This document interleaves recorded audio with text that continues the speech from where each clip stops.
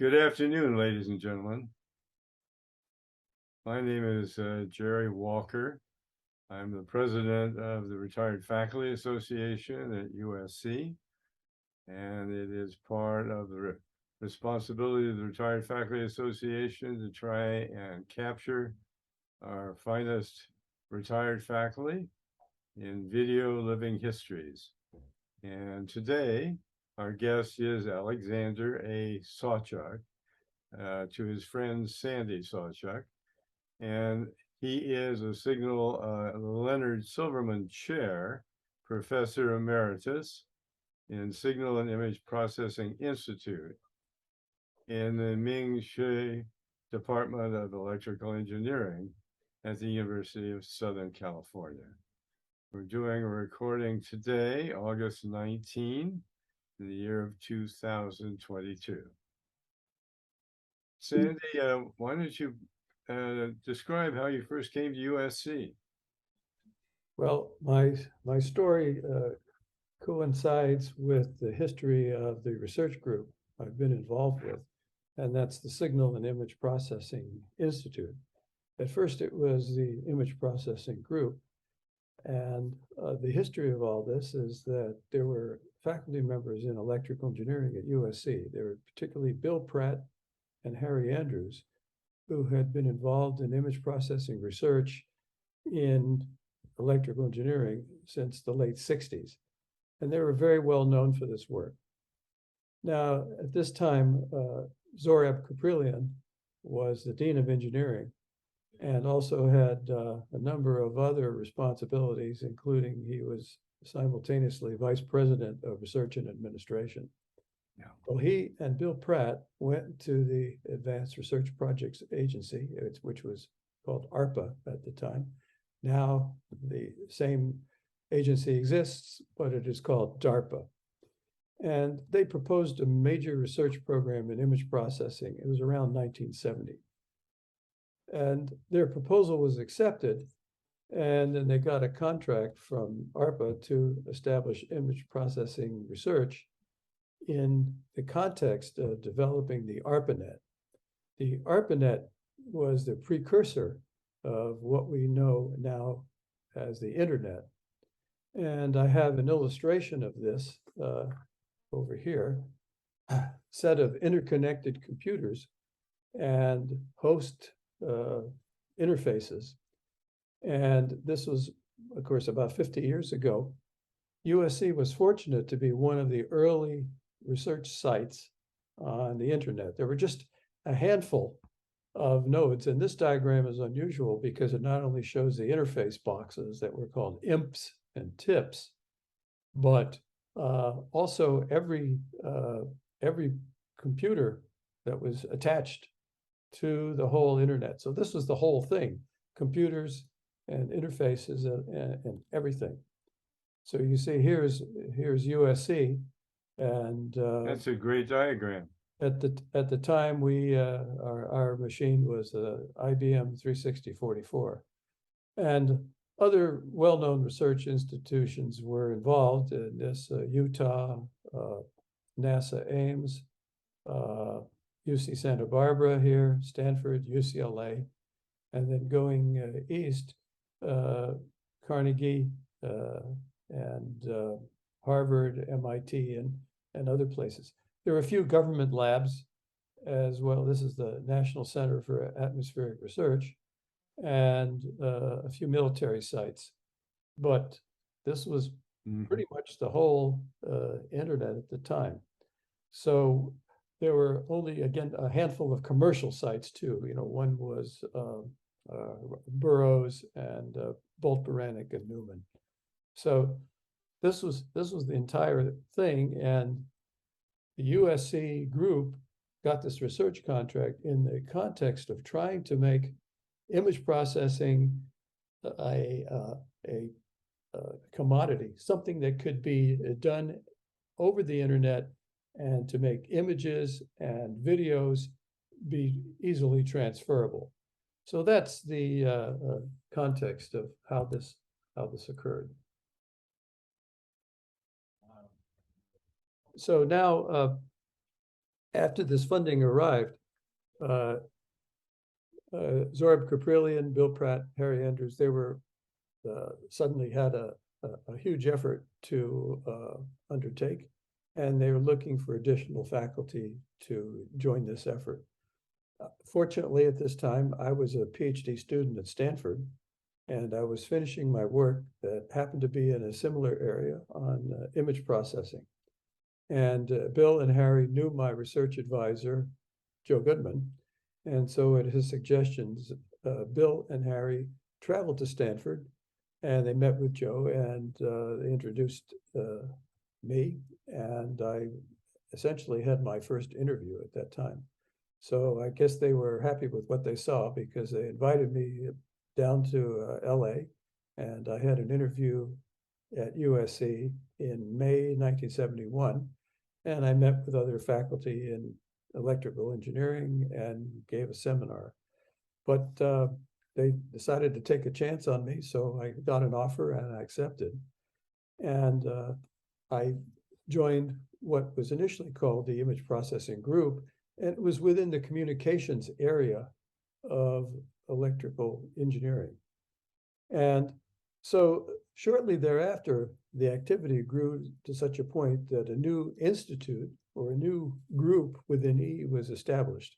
And this became known as the Image Processing Institute, or IPI. I'll use that acronym IPI occasionally. And the second acronym is SIPI, or SIPI, because our activity broadened to the point where we expanded the name to be Signal and Image Processing Institute. So that activity, the DARPA, or rather ARPA contract, was the initialization of this effort that has continued to this day. Now, Bill Pratt left USC in the early 1980s, and he went on to a distinguished career in industry. He was a founder of several startup companies and wrote a number of textbooks on image processing, many of which are still in use. So he had an excellent reputation while at USC, and of course after leaving. When you first came down to USC, Sandy, in 1971, what was the university's reputation at that time?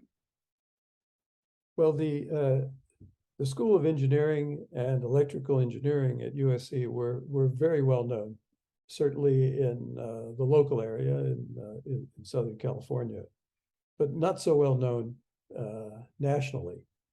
The most famous group of people within the department were the communication faculty and a few of the signal processing faculty. But we had several faculty in communication who were hired beginning in the 1960s by Zorb Caprillion. And the image processing activity was very well known because of a series of short courses for industry and academics. And these courses were on the various topics in image processing. They were held in 1969, starting in 1969, and they continued on for some years. Mm-hmm. And this brought people from all around the country to USC, and it gave our department very good visibility and some publicity.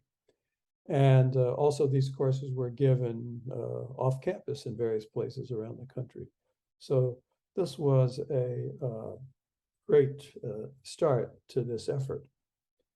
I have a few slides to show you of what things looked like back then when I arrived. This is 1971. This is some pictures I took of the USC campus in December of 1971 when I first arrived. And you could compare, this is taken from the top floor of Olin Hall. And you can see things have changed considerably.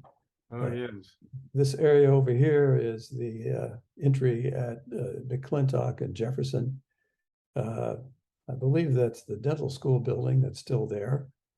And this yes, this tower was under construction at the time. It's now a dormitory, and it was one of the housing sites for the athletes in the 1984 Olympics. Right. And then these buildings here are now gone, and then there's practice fields and a number of other changes here on campus. Now, the most dramatic change occurred in this direction. Here's looking north from Olin Hall. So you can see here's downtown LA, which is considerably different from the way it looks now. Here's this is City Hall over here, which I don't think is visible anymore from this spot. And a number of high-rise buildings over here. This building on the right side was, at the time, it was called the Transamerica Tower. And this just happens to be the same building that USC occupies now for a lot of its downtown offices. So this is considerably different. At some point in the future, I should go and take a photo from the exact same spot and see how it turns out. Might even be a little snow on the top of Mount Baldy over there. Yes, this was December, so there, yeah, you can see over here some snow. So a nice clear day. And then here's other buildings that were on campus at the time, and then of course the Shrine Auditorium. So I have another shot here. This is looking west from Olin Hall. Here's Vermont, and here's 37th in Vermont over here. And you can see that this big parking lot is now completely covered by the Denny Research Center and the parking structure and some other buildings. Over here is the gerontology building under construction at the time. So again, December of 71. And then finally, one more. This was our initial home on campus. This is Olin Hall in December 71. It looks pretty much the same today, but I'll point out that our initial lab location was over here on the 3rd floor, and we had covered the windows with aluminum foil to keep out the light. That was a low-cost method of getting a darker environment so we could look at the images on the display. I used to wonder when walking by who decorated with tinfoil. Yeah. So this is so that's the way things were when I arrived. And so I continue on. You know, I want to say a little more about the communications faculty, because they were the people who initially built up the reputation of the department.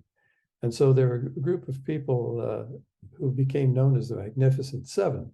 These were people who were recruited from industry and from Jet Propulsion Lab and other places. And I should name them. One of them was, early ones was Solomon Galome, and the others were Robert Schultz, Lloyd Welch, William Lindsay, Robert Gagliardi, Charles Weber, and Irving Reed. So these faculty were the key of the key people in the rise of the reputation of the department. So then moving on a little, USC's reputation also grew because of a particular program that they had. It was a great connection to the aerospace industry. And the local industry included TRW, which is now part of Northrop Grumman, Aerospace Corporation, Hughes Aircraft, Lockheed, JPL, and other companies. They all had fellowship programs so that their employees could attend USC and get a graduate degree, even master's and even PhD, while working full-time and part-time. So there was a great synergy because of these companies supporting these activities. And this went on for many years. It was also a great recruiting tool so that the aerospace companies could hire new employees who were just out of school And the incentive to get a graduate degree was a very significant factor. So finally, I mentioned that our dean, who started in 1984, was Len Silverman, and he got Hughes Aircraft to help fund the construction of the EEB building, which is now named the Hughes Aircraft Electrical Engineering Center. And this building opened in '91. I have a photo of this, which I'll show you a little later, but I'll just wrap up by saying that the connection to aerospace industry and now to industries in all sorts of technical fields, not only in LA, but in California and even nationwide, is been a very, very valuable, I guess, agent of publicity for us. Local industry included companies. At first, they were mostly large companies. There were TRW, which is now part of Northrop Grumman, and Aerospace Corporation, Hughes Aircraft, Lockheed, Jet Propulsion Lab, and other aerospace companies.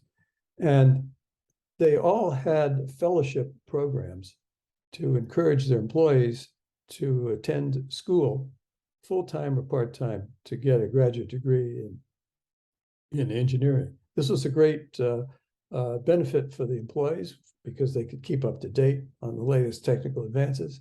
And it was a great recruiting tool for bringing in new employees, particularly people who were fresh out of school. And it was a mutually beneficial relationship that has existed, well, started 50 years ago or more, and it's continued on to this day. Mm-hmm. Well, what were some of the most notable changes that you saw and experienced during your time here at USC? Well, the most important thing was that Zorab Caprillion, as dean, invested a lot of resources in the department as well as in SIPI. And new faculty were hired from all over the country, including schools such as Purdue and Berkeley and other places. And so we started out with 3 or 4 founding faculty, and then the number of faculty involved increased steadily to the point where it's now at about 15. And that number has remained constant for pretty much the last few years. But the other thing, of course, is that we needed more lab space and more office space. So we moved from the Olin Hall of Engineering, OHE, which was the initial home, to a Powell Hall of Engineering. And that's on the campus map now. It's called PHE. And later on in 1991, moved to the Hughes Aircraft EE building, which is called EEB on the campus map. We also have labs in several other places. One of them is in the new Michelson Hall, where we have faculty who are involved in medical imaging. And of course, there's collaboration with people all over campus, as well as at the health sciences campus. I have a few slides here to show you of that here. And here are some photos. Here's Olin Hall of Engineering that we just saw a few minutes ago. And here's the Powell Hall dedication. It was opened in 1973. So this is the dedication. It looks pretty much the same today. And this is me back in 1973 when we were moving into Powell Hall. And our current home, as I said, is the Hughes Aircraft Electrical Engineering Center, which is over here on campus. And so we occupy the 4th floor, and we have labs in the basement and various other places. So that was that's a chronology of our different locations on campus. It was fun to see what you looked like back then, Sandy. Thanks for well, I looked younger and I had more hair. Didn't we all? Yeah. Well, the other thing is, I just wanted to recap a few of the important developments that occurred in the early days of SIPI. And one of them that may not be widely known is that the early research initiated by Pratt and Andrews was on image and video compression. The whole idea is to take a big, huge raw file of image data or video data, and just storing this information and transmitting it to a different place over a network was really formidable. So we had to find ways to get the file size and the content to be compressed in such a way that it didn't reduce the visual quality very much, but still made much smaller files that could be transmitted. So this was early work by Pratt and Andrews, and their early research was the basis for what is now compression standards that are used worldwide, just universal standards. They include JPEG, which has an extension .jpg on images that you would get from the internet or that you get off your phone camera, or video standards MPEG, and this leads to files with names like MP3, MP4, MPG. Just if you're curious, JPEG stands for Joint Photographic Experts Group, and MPEG stands for Motion Picture Experts Group. So these are the standardization bodies that took the results of early SIPI research, along with many developments by a large number of other people, and put them all together into a set of standards that could be universal and used for communicating this kind of information. So interesting that the genesis of all that was here at USC in the Image Processing Institute. The other thing is, I want to mention that about the time that I joined USC in 1971, there was a respected computer science and networking group at the RAND Corporation in Santa Monica. And they wanted to expand their activities and link up with an academic institution. So their director was Keith Unkefer, and he first approached UCLA about joining them as some research institute. And there were a lot of delays in doing this. It took weeks and weeks, and there was very little movement. So at one point, Unkefer decided to approach USC, and he talked to Zora Kaprillian again. And as the story goes, the whole deal was done in 3 days. And so this group became the USC Information Sciences Institute, or ISI, and it moved to offices in Marina del Rey, and they're still in the same place 50 years later. So they're internationally known as a general resource for computer science and networking. And they're also known as the originator of the whole internet, what's called the domain name concept. The extensions like .com, .edu, .gov, and now many others were all originated and standardized at ISI. I'll also say that ISI and SIPI have long-standing interaction. We have collaborations that started way back then and have continued up to now. Sandy, we had a momentary disruption again in the sound. Would you just repeat that last thought again? Yes, this is really interesting because I'm getting a message coming. It says internet connection is not stable, but let's continue on. Please. So the ISI and SIPI have had a long set of continuing interactions and collaborations. And So this involves both faculty, staff, and students. We've had ISI people who have earned graduate degrees on campus as students in computer science or electrical and computer engineering. So this activity has been beneficial for both of us. And another thing is that when I was a student at Stanford, they had the rudiments of an interactive distance learning network set up. This was in late 60s and early 70s.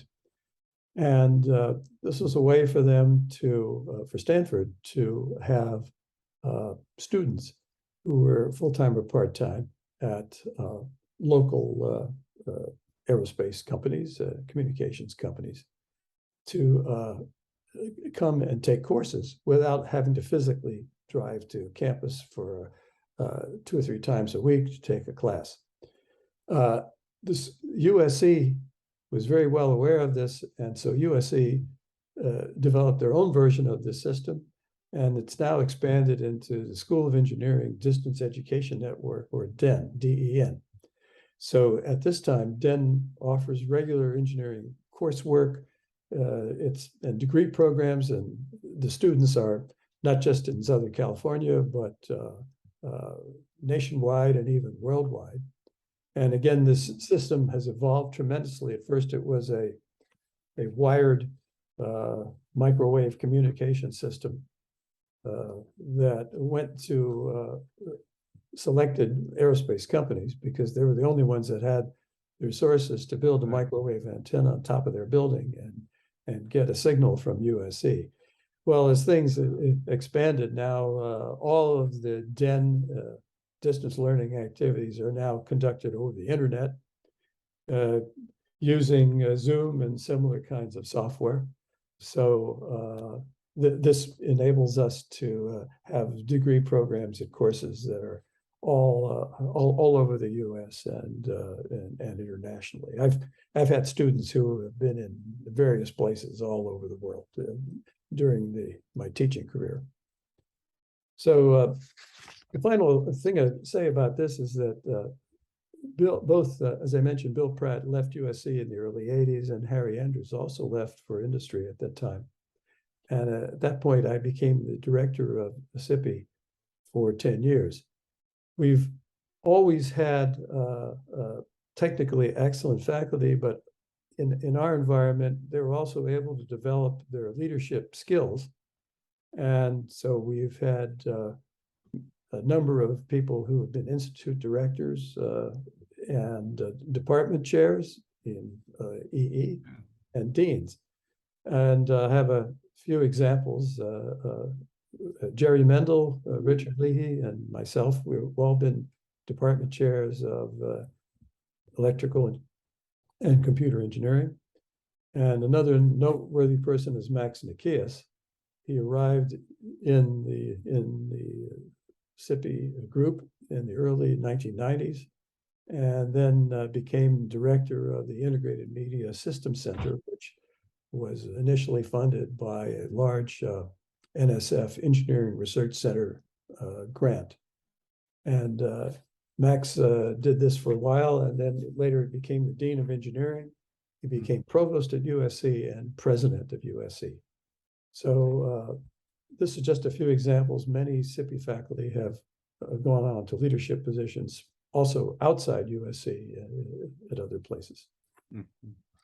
Well, when you arrived and began establishing your own career at USC, were there any special advantages or difficulties that you faced? Well, I had very few disadvantages, but I had lots of advantages. One advantage is that the image processing research hardware, the computers, the software, and the research support, of course, were all in place when I arrived. And on the other hand, many of my graduate school colleagues who left about the same time as I did, they went to other universities, but they essentially had to start from zero. They had to build their own labs, get their own equipment, and build their infrastructure to do research. So I was very lucky that I didn't have to do that immediately. And the other thing that was really valuable is that I had the guidance, I had the mentorship, and the availability of very collegial faculty in our department, both in EE as well as SIPI. And we all worked in similar research areas, but different enough that we could give different viewpoints on work and get really important guidance on research directions and other kinds of new projects.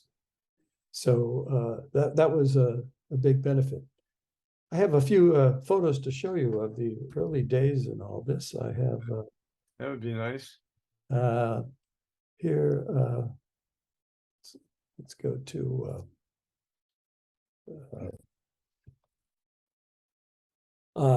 this is some photos of our lab in 1972. This was, I call this building a digital image scanner. So there was a lot of hardware that we needed that wasn't available. So we made it ourselves. And this is Bill Pratt over here on the right, and a student, Scott Minium. They're building a digital image scanner. Mm-hmm. Over here, this is some of the hardware that we put together. This was a scanning device and a receiving device. And this is a different kind of scanner where one could take a photographic negative, put it on this glass plate, and this is a microscope objective, and there's a light source underneath. And this whole thing moved back and forth in X and Y, and scanned a negative with very high accuracy. Now, this equipment was expensive, and fortunately, we had support from ARPA to buy this stuff. So we were very lucky in that regard. And then this is a picture of truly antique image processing hardware.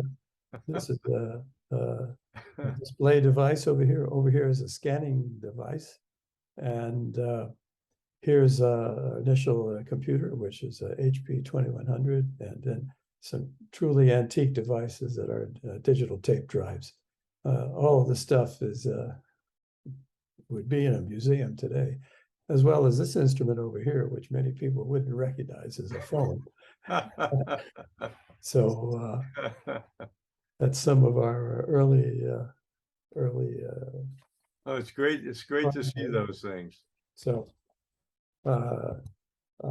let's. I'm glad you captured the images. Okay, so that was that was the early days.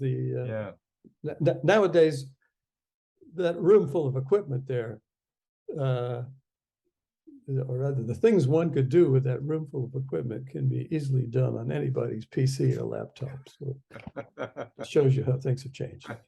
Well, you mentioned that you had really wonderful mentorship and guidance and collegial faculty.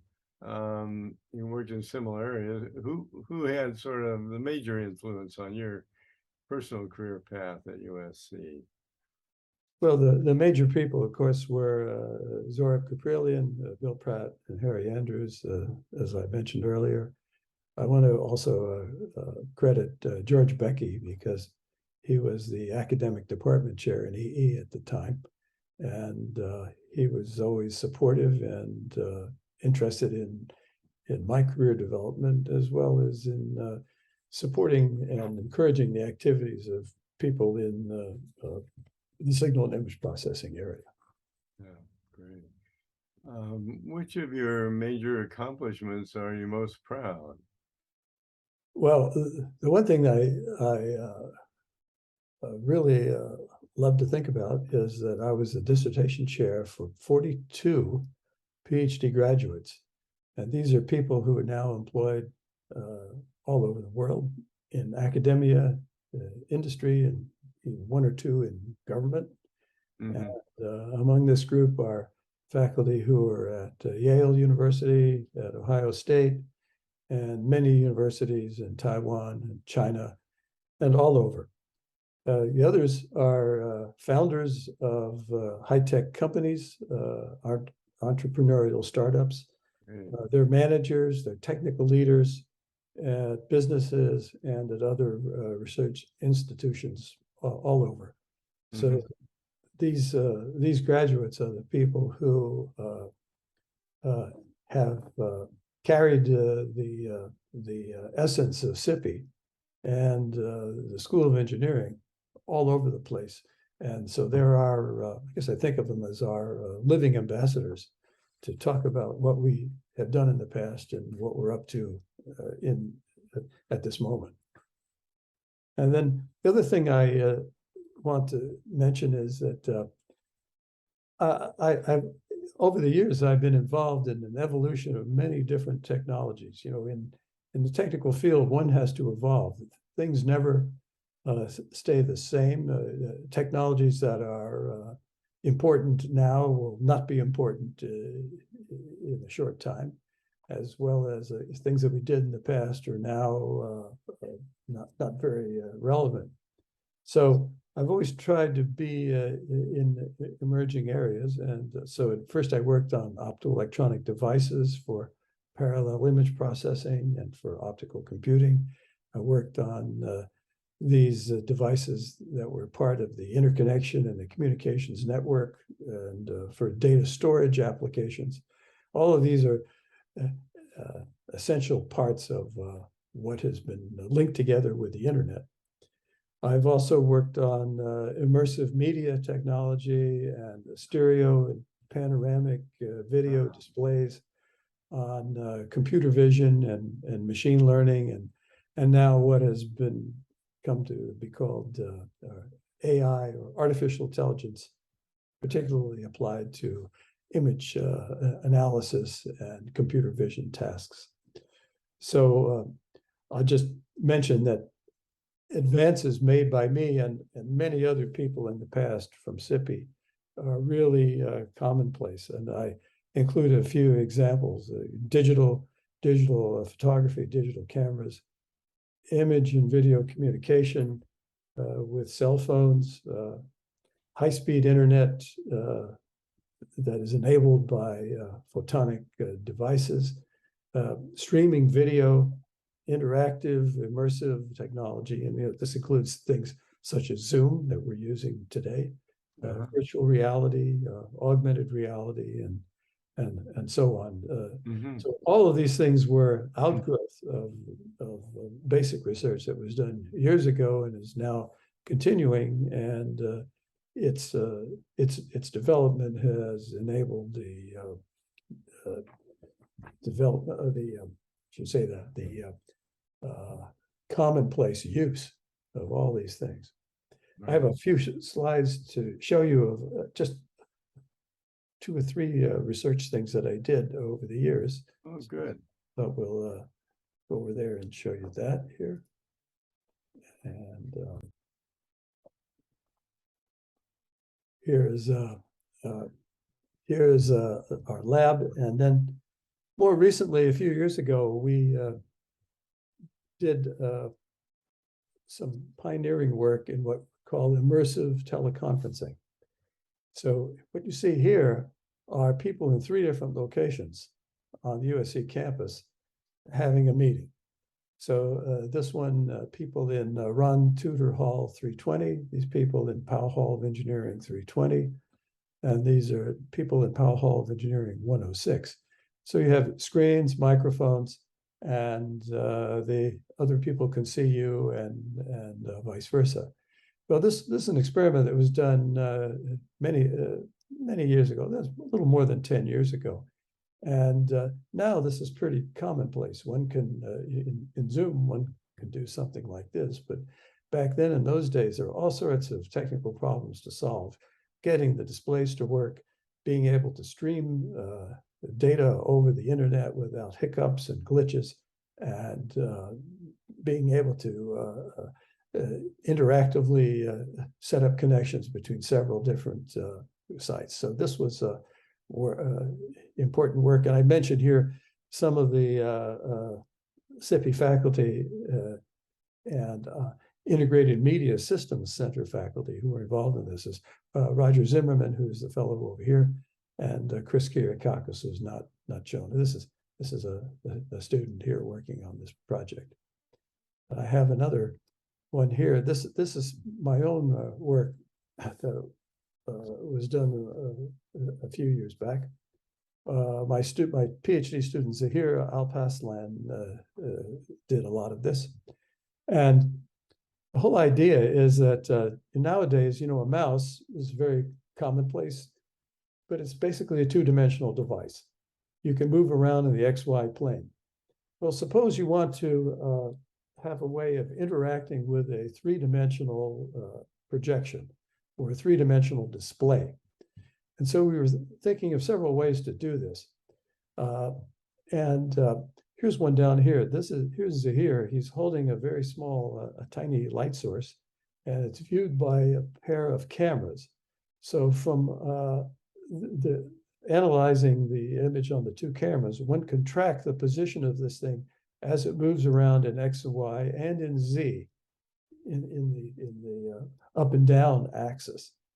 And so in this way, one can interact with a game or with three-dimensional displayed information. It might be in a three-dimensional display or some other sort of virtual reality device. The other thing that this is a particular application that we were looking at was for displays for rehabilitation in physical therapy.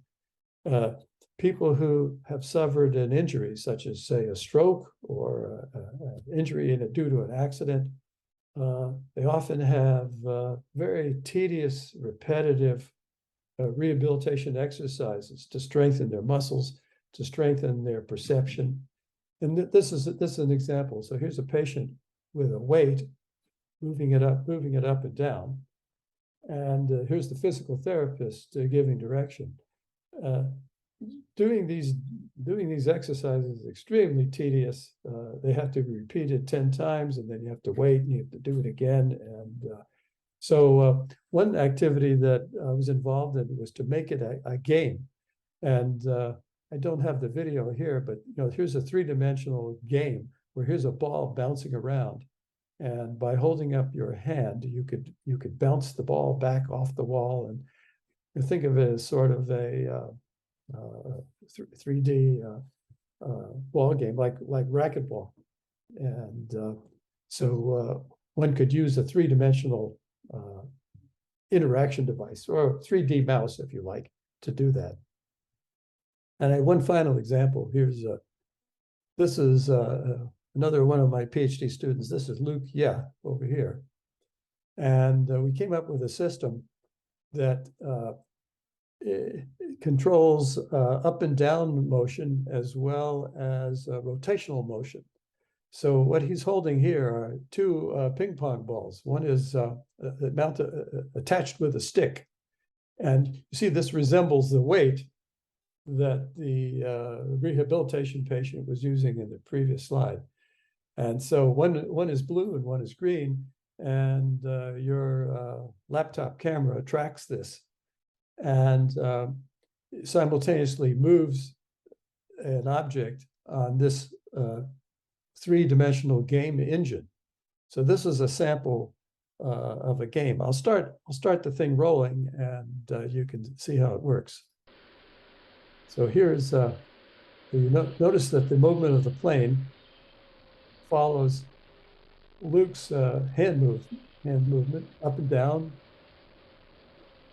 and then he can rotate it to go through an obstacle or a narrow passageway like this. So it's a very flexible way of interacting in a three-dimensional environment.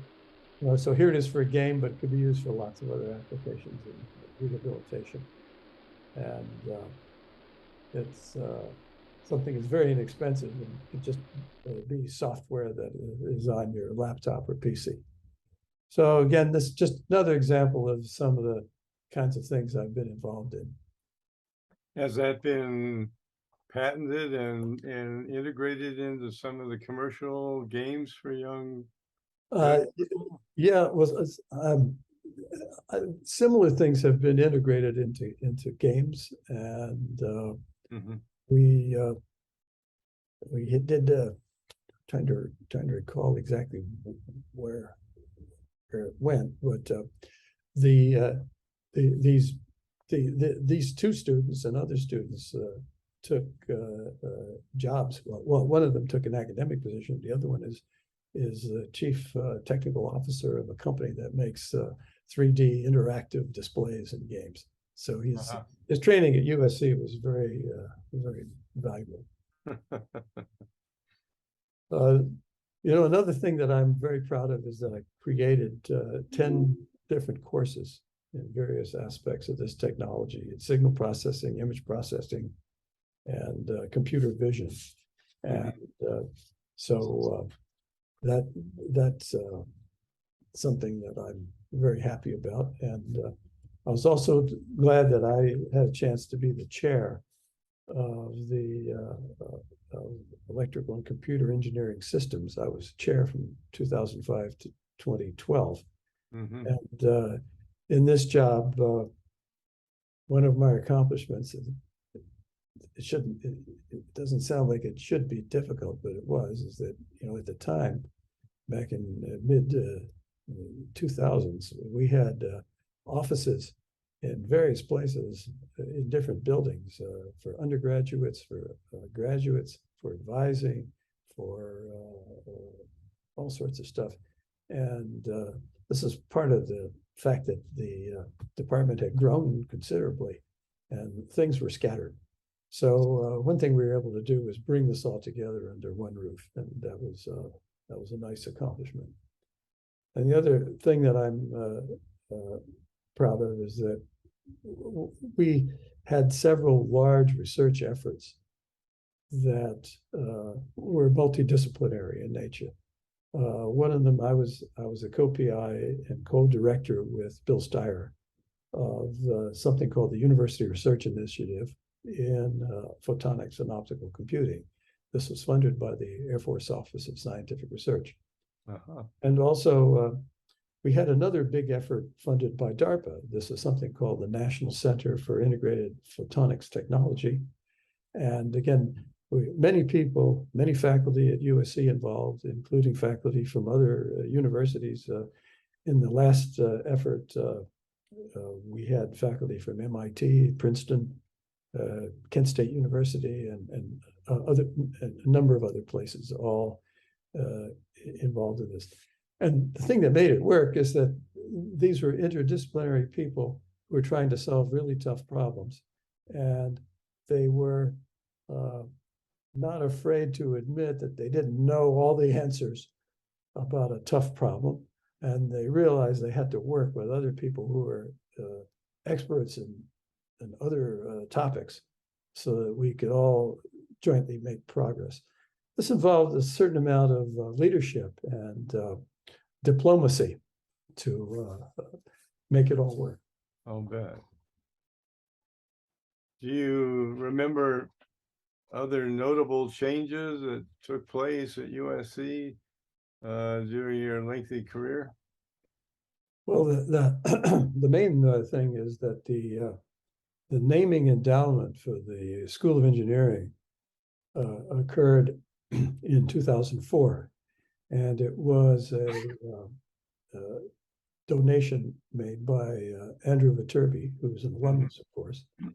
And this was an extremely significant event because it really highlighted and publicized the prestige of the School of Engineering. And so Viterbi was a co-founder of Qualcomm. And just to give you an idea of how ubiquitous this is, the Qualcomm software and hardware is in every computer, every cell phone, and almost every other device that accesses the internet. So this is a tremendous set of technical advances that he pioneered years ago, and we're delighted to have his legacy on the school. Another big event was the naming endowment for our department for electrical and computer engineering. This was done in 2006, the donation by alumnus Ming Xie. And he was the founder of Cogent Systems, that's a biometrics company. And now he's the CEO of another company called Fulgent Genetics, which does genetic identification and processing. So the support from these two particular alumni has been just tremendous. And I'm glad that I personally got to know them and to interact with them. They've been tremendous supporters, and the school and our department have benefited enormously from their generosity. So this all set the stage for the research volume and the depth of the department research to grow.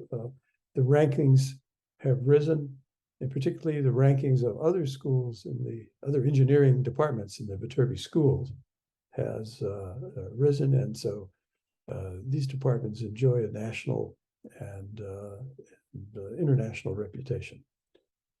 Another important development over the years is that the quality of education for the whole university, both at undergrad and graduate levels, it increased dramatically. And I think we can credit Steve Sample for the leadership in all that. The undergrads who apply to USC, certainly in engineering, they also apply to other major research schools like Stanford and Berkeley and MIT and so on. And they chose USC, which demonstrates that our quality and our appeal is on a par with these other places. And also our BS graduates are often accepted at other major graduate institutions. And so that's another indicator of our reputation. Finally, I mentioned the 3 different buildings that we've been occupying since 1971. And of course, the academic and the physical facilities all over campus have expanded enormously. And one particular thing that I think is really beneficial has been the expansion of undergraduate housing on campus. And the buildings such as Parkside, that's across the street from EEB, is one tremendous example. Another one is the USC Village. And so, over the years, USC has evolved into a really residential campus, which I think is great for community life and for just improving the general culture of all the students. Oh, I agree. Well, you mentioned a number of memorable events and people. There's sort of special memories you have that stand out above the others. Well, we had there are a lot of memorable events and people, but I think I named a few of them already: Andrew Viterbi, Ming Xie, Saul Galom, who was here when I arrived. He's been particularly helpful as a mentor. And one thing that I was involved with as chair is that every year we had a set of lectures called the Viterbi lectures, and we brought in people from all over the U.S. and internationally to come and give a lecture on some topic. And these were the eminent experts in major fields. We've since expanded that, where we have people who Nobel Prize winners, for example, and other folks who have come to campus. And these are memorable events because you get to meet them and talk to them, and they get to see. Also, they're exposed to USC, and they get a favorable impression of what we're like. Good. Another thing, another significant event was in 1996. I mentioned the Integrated Media Systems Center, funded by NSF ERC program. That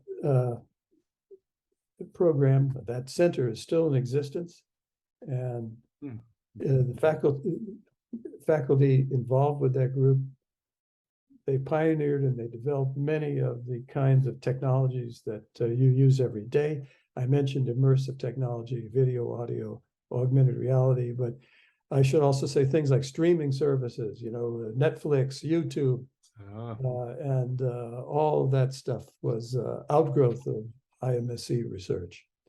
And so I also credit the initiative and the leadership of Max Nikias, who again came through SIPI and started the center, and of which it was bigger than SIPI, but the SIPI faculty all had some important role to play in this activity. I also say in the fall of the fall of this year, 2022, it will be the 50th anniversary of SIPI. And so over the years, our faculty have supervised the theses of literally hundreds of MS and PhD students. And these are people who've gone on to become technical leaders and people who are made many contributions in academic fields, in industry, and so on. So we're planning to have a 50th anniversary celebration in November sometime, and we hope to invite as many of our current and former faculty, staff, students as we can. It'll be a nice reunion.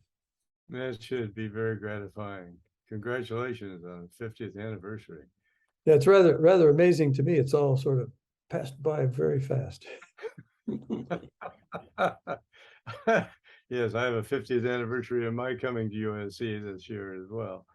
Well, tell me, one of the big changes in American society was incorporation of more minority and women in higher education, and who may have been some of the champions for opportunities for minorities and women at USC.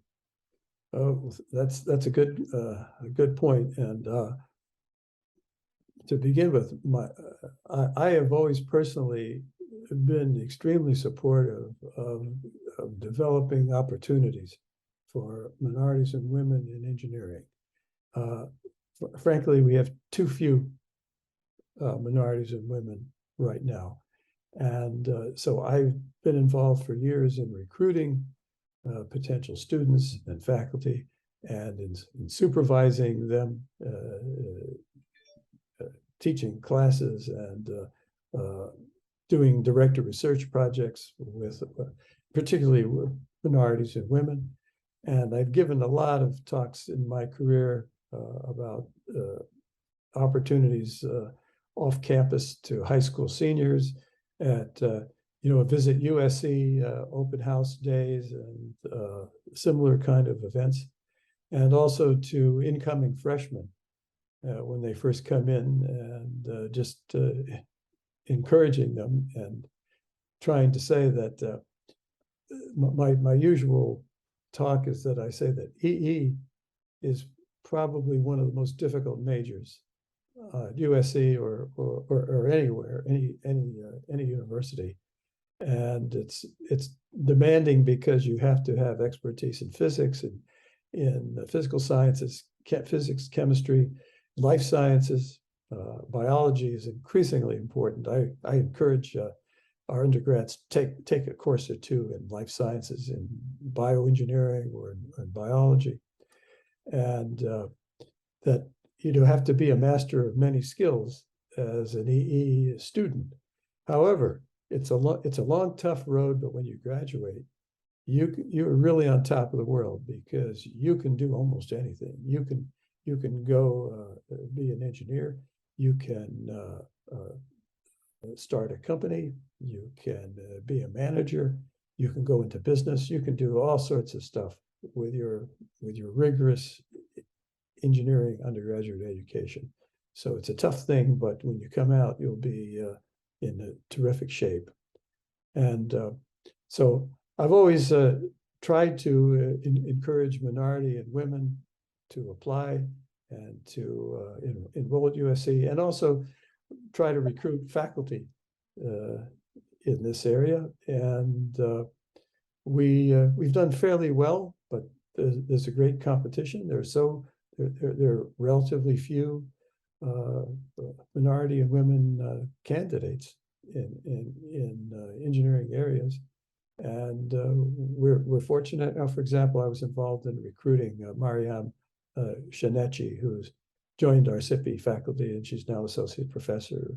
And she had an early career chair from the Turvey School, so she's done an outstanding job, and she's also typical of many of our new faculty in that she has a joint appointment in biomedical engineering because it's one of her application areas in neural rehabilitation, neuroscience. So I'm proud of all that. That's great. Well, Sandy, you retired about 3 years ago, is that right? Actually, I retired in 2020. It was in the midst of the pandemic. Oh my goodness. So this has been a problem because we had planned to travel and go on all these delayed vacations that we had to put off, but that hasn't happened. And I'm hoping now that things have subsided a bit, that we'll have a more chance to do that. And so while you've been grounded, what have you been up to? Well, I've actually been involved in wrapping up a research project. For the last 2 years, I've worked on a computer vision problem. And I did this in collaboration with an ophthalmology professor who is located at UCLA, of all places. But, you know, when you're in research, you work with anybody who will talk to you. So that's I'm fortunate that I was able to connect up with Ron Smith, and he's the person who teaches medical students, medical residents who have been through their medical school training. He teaches medical residents how to do cataract surgery and other kinds of ophthalmic surgery. And so he came to me with the problem of how do you give feedback to the student surgeons, and how do you judge their skill level? And so the current way this is done is that video recordings are made of surgeries, cataract surgeries, and they're all done by recording video from a microscope. The surgeons work through a binocular microscope, and the instructor, who's always present, also looks through the same microscope. And these are recorded, and then they're later analyzed. So the students can go back later and see what they did. But the sort of semi-objective way of grading them is that experienced surgeons look at these videos and then answer a set of questions on a scale of 1 to 5. How, for example, things like how dexterous were they? How proficient were they at moving the instruments around?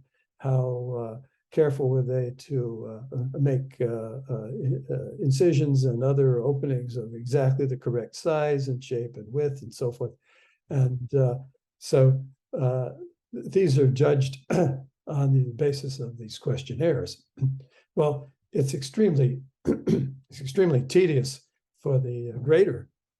And in fact, the grading is extremely noisy because the same surgeon can look at the same video a few hours later, and you get different results. So Ron Smith's challenge was, can we come up with a way to use computer vision to do some more objective grading and some sort of a quality measure of the skill of these resident surgeons. And so we've been pretty successful at doing that. It's taken several years and the work by a large number of students, but I'm working with the last two on the algorithms to do this. And so we're now just writing up some papers for technical journals and for medical journals, but turned out in the end to be successful, but a long way to go to make it really fully functional. Well, that sounds like a lot of fun actually on the side. Yeah. Oh, well, finally, do you have last pieces of advice for future leaders at USC who will be carrying on the USC legacy? Well, after doing all this for 50 years, my main thought is that, as I said before, the research challenges that we all face now, including really big things like climate change and so forth, these are such difficult problems that no one person has the expertise to do it. You will undoubtedly be part of some multidisciplinary group where you have people with different sorts of skills and backgrounds all coming together. So this involves teamwork, it involves leadership. Someone's got to be the head person to direct this effort. So at USC, I hope that we can develop some of these leadership skills. In fact, we try to do that because in projects that we assign as part of coursework, we ask the student to break up into teams of, say, 3 or 4 students to work on something. Right. And the leader, the project manager, as it were, kind of emerges. So that's one important thing. The next thing, I think collegiality and cooperation is really important. You have to share ideas and labs and equipment. Nobody has the money or the time available to have your own lab. You really have to share facilities. Research equipment is so expensive now that it just has to be common to a group of people. And then I'd say that we started that legacy and that style years ago in SIPI because from the very beginning, our atmosphere was, I'd say it's inclusive, it was welcoming, and it was cooperative. And people were encouraged to do interdisciplinary things and another very important point is that the SIPI faculty respected the research and the support staff as part of the research and academic team. We knew that our success depended on them, and they were all considered essential to any effort that we did. So the other thing, just personally, I say, the USC has given me freedom and independence to pursue all sorts of activities and great opportunities.